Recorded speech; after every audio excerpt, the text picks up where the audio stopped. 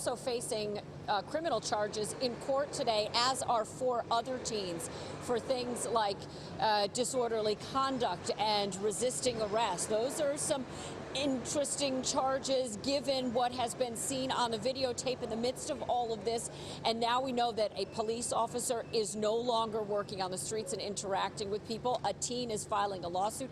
And the question, were those punches completely out of line, and will that police officer be disciplined for them?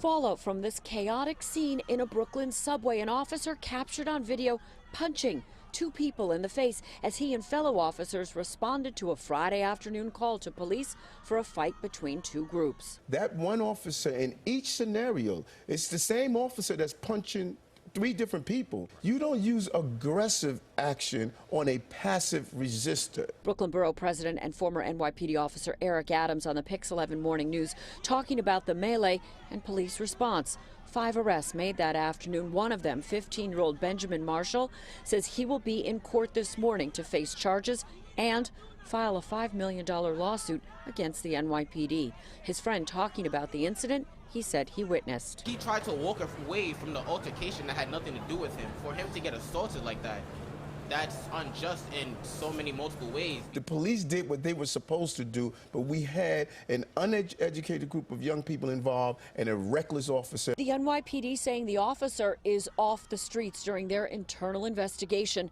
on use of force.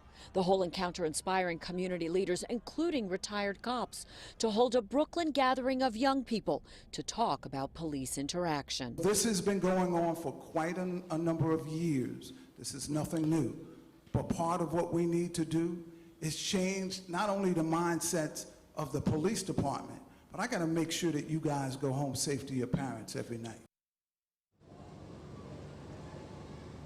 And so in addition to that lawsuit, a big part of what is coming out of this is, as Borough President Adams has said, he wants to see a greater conversation and education of young people across the city in how to interact appropriately with police officers, to understand when to step back, to take video, and what they should be doing in any of these encounters as police officers are trying to do their jobs.